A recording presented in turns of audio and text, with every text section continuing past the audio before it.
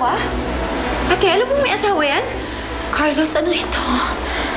Hindi mo talaga alam na may asawa si Carlos. Ha? O drama mo lang yan? O nagmamaang-ang mo? Alam mo, ha? Tama na. Nakakaya na.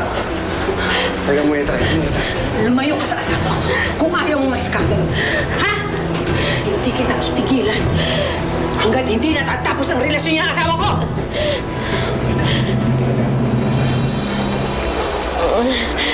Carlos!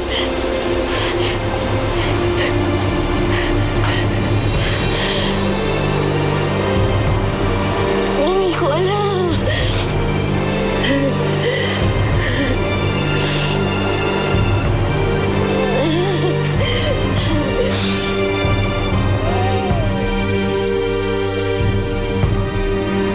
Ano ang sabi mo, Violet?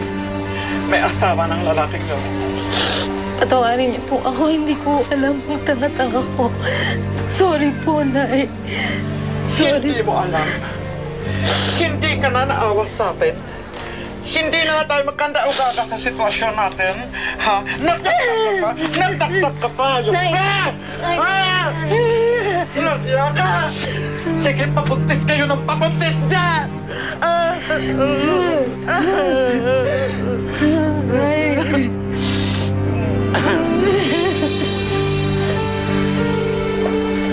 Ate, tama na.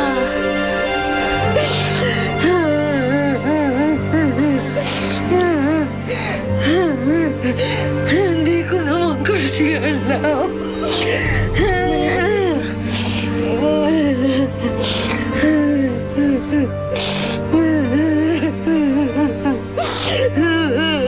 Yun, hindi ko alam.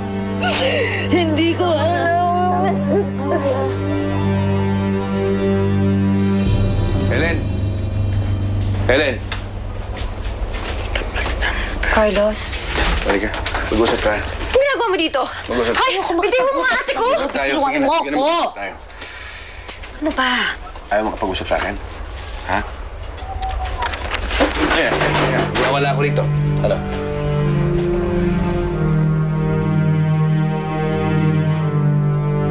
Sabihin mo na ang lahat ng gusto mong sabihin. Tapos, pakiusap. Huwag mo nang guluhin ang buhay ko. Helen, hindi kita masisisi kung galit ka sa akin. Pero hindi kita pwedeng pabayaan, lalo na't bundis ka. Anong gusto mong mangyari? Well, meron sana akong proposal para sa'yo. Anong proposal? Habang buntis ka, susustentuhan kita. Kapag nailabas mo ng bata, ibibigay mo na lang siya sa akin. Ako nagpapalaki sa kanya. Carlos, niloko mo na nga ako. Tapos ito ang gagawin mo sa akin. Sa tingin mo, ibibigay ko sa'yo ang magiging anak Helen, ko. ang bibig mo.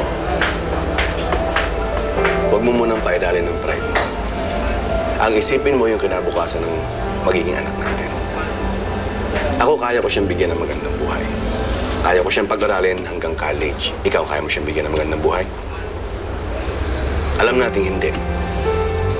Lalo na sobrang liit ng kinikita mo. Kaya pag-isipan mo muna ang ano ko. Dahil para na rin ito sa kinabukasan ng anak natin.